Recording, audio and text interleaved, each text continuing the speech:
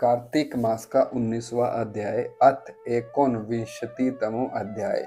नारद जी कहते हैं कि यम पंचक त्रयोदशी से लेकर द्वितीया तक जो कुछ करना चाहिए सो सुनिए। कार्तिक मास के कृष्ण पक्ष की त्रयोदशी को सूर्यास्त के बाद गांव से बाहर की ओर यमराज को दीप जलाए, उससे अपमृत्यु का नाश होगा।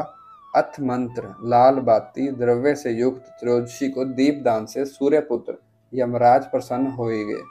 कार्तिक के मास में चंद्रोदय के समय में नरक से भय मानने वाले पुरुष को चाहिए कि वे तिल के तेल से स्नान करें। चतुर्दशी तिथि में चंद्रोदय के समय तेल में लक्ष्मी जी निवास करती है तथा गंगा जल में जो पुरुष स्नान करते हैं वे यमलोक के दर्शन नहीं करते। स्नान करते समय पुरुष को चाहिए कि वह आपामार्ग दूर्वा चंद्र मंदन को सिर के ऊपर घुमाए। हल के नीचे की मिट्टी सहित भटकट्या के पत्ता युक्त आप मार्ग बारंबार घुमाने से पापों से मुक्ति हो जाती है। तत्पश्चात दक्षिणा दिशा की ओर मुंह करके यमराज का तर्पण तिलों से स्वय अपस्वय करे। यमराज के दो रूप देव और पितृ देवी तीर्थ में देव मान के सर्व तर्पण करना चाहिए तथा पितृ तीर्थ के अंदर पितृ समझकर अपस्वय करे। तिलों को मिलाकर एक एक नाम के अंदर 3-3 अंजलियां जल से दे।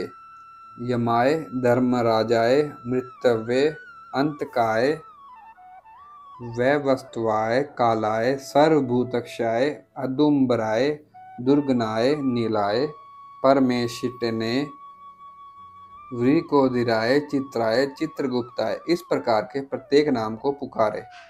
फिर सायंकाल को दीप जलाए। चतुर्दशी की तिथि के अंदर निम्नलिखित सभी जगहों में जाकर दीपक जलाने चाहिए। ब्रह्मा विष्णु भगवान शिव तथा दुर्गा के मंदिरों के अंदर अटारी के ऊपर चैत्य में ग्राम के देवता तथा अथवा पुराने वृक्ष में सभा में नदी में दीवार पर बगीचे में बावली में गली में पास के जंगल के अंदर अथवा खेत के अंदर शस्त्र द्वारा प्राण गए हैं, जिनके ऐसे पूर्वजों को दीपदान करने से अक्षय फल की प्राप्त होती है। तत्पश्चात कुमारी कन्याओं को शिव के भक्तों को तथा बंधुओं को भोजन खिलाना चाहिए। ऐसा करने से शिव लोक को प्राप्त होते हैं तथा ब्राह्मणों को दान देने से यमराज के लोक को नहीं देखते। इसी तरह अमावस्या के दिन सुबह उठकर स्नान आदि से निवृत्त होकर देव तथा पूर्वजों को पूजा करनी चाहिए तथा नमस्कार भी करे। दिन के समय तीसरे पहर में श्रद्धा पूर्वक श्राद्ध करना चाहिए। कई प्रकार के अन्नों को ब्राह्मणों को खिलाना चाहिए तथा हाथ जोड़ने चाहिए। तत्पश्चात सायंकाल तुलसी ब्राह्मण मित्र देवता आदि के स्थानों में दीपक जलाए। चौराहा शमशान नदी पर्वत गुरुग्रह में दीपक जलाए और फिर लक्ष्मी को जगाए। हे लक्ष्मी रूप आप ज्योति की ही रूप है तथा सूर्य चंद्रमा बिजली सोना नक्षत्र आदि सब के प्रकाशों के प्रकाश है। दीपक की ज्योति विराजमान है, आपको प्रणाम है। स्त्री तथा पुरुष सभी उपर्युक्त मंत्र के द्वारा दीपक हाथ में पकड़े हुए लक्ष्मी को जगावे, तत्पश्चात मंगल करे। उसी प्रकार से लक्ष्मी जी सदैव विष्णु भगवान से 12 दिन पहले जाग जाती है। जिस प्रकार से पतिव्रता स्त्री प्रतिदिन सुबह को पति से पहले उठ जाती है, अमावस्या के दिन सब स्त्री तथा पुरुषों को केवल शिशु वृद्ध और रोगी को छोड़कर उपवास रखना चाहिए तथा सायंकाल को विधि पूर्वक लक्ष्मी का पूजन करे और तब स्वयं भोजन करे। आने वाले वर्ष में फल कैसा मिलेगा इसकी परीक्षा करने के लिए अमावस्या की रात का जुआ खेले। यदि कुछ हार गए तो आने वाले 12 मासों में असफलता मिलेगी। यदि जीत हुई है तो सफलता प्राप्त करोगे।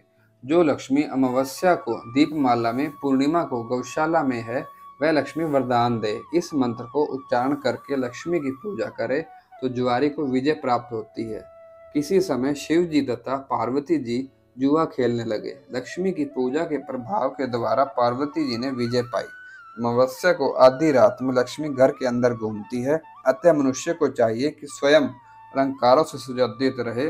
धूप दीप तथा उत्सव से अपने घर को शुद्धि तथा पवित्र रखे। मालाओं आदि से सुसज्जित लक्ष्मी की प्राप्ति के लिए दक्षिणा सहित अनुलेप माला दे। अमावस्या की रात को सभी स्त्री पुरुष नाचने गाने में हास्य में तथा रास रंग में व्यतीत करे। नए नए वस्त्रों से ब्राह्मणों को, संबंधियों को, भाई बंधुओं को पूजना चाहिए। अंधकार को भगाने के लिए सारी रात दीपक जलाना चाहिए। हे राजा, अमावस्या की रात को जिसके गृह के अंदर अंधेरा रहता है उस स्थान को लक्ष्मी त्याग देती है। उस घर पर दरिद्रता पर का प्रकोप होता है। जबकि विष्णु भगवान शयन अवस्था में रहते हैं, उस समय लक्ष्मी जागती हुई अवलंब रहित रात्रि के समय में सारे स्थानों का निरीक्षण करती हुई घूमा करती है। जो मकान सुंदर होता है उसके घर के अंदर बहुत समय तक लक्ष्मी निवास करती है। इस तरह से दीप सहित आनंदित मनुष्य जब रात्रि का एक पहर रहे आनंदित स्त्रियों से सूप बजाकर अपने घर से लक्ष्मी निकालते हैं, तब वह बोलती है कि शांत रहिए, हमारा सब अनादर न कीजिए। लक्ष्मी देवी से कहना कि चाहिए कि यदि आपकी इच्छा हो तो आप अंचला होकर यही निवास करिए। इस प्रकार कही हुई लक्ष्मी उसी स्थान में ठहर जाती है। अब हम बलिदान के महोत्सव का वर्णन करते हैं। मथुरा के अंदर या कहीं दूसरे स्थान पर गोवर्धन कृष्ण बनाकर पक्का भोजन तथा तरह तरह के शाक और फल करके जिस समय इंद्र संकटदायक वर्षा करता था, श्री कृष्ण जी ने गोवर्धन पर्वत को उसी समय धारण किया। सब गोपों से पूजित अन्नकूट कहलाता है। अपने पुत्र तथा मित्रों को साथ में लेकर चंदन, फूल, अक्षत, वस्त्र, धूप, दीप, दक्षिणा से पूजा तथा प्रदक्षिणी करनी चाहिए। हे मुनि, क्या उसकी फिर आवृत्ति नहीं होती? ब्राह्मणों को भोजन कराकर फिर बंधुओं सहित भोजन करना चाहिए। तत्पश्चात गौओं को अलंकार आदि से सजाए क्रीड़ा करे। हे पृथ्वी की रक्षा करने वाले गोकुल के आधार गोवर्धन, हे विष्णु भगवान की भुजाओं के द्वारा उठाए हुए गौओं के स्थान इंद्रादि देवताओं की लक्ष्मी गौ रूप से स्थित है।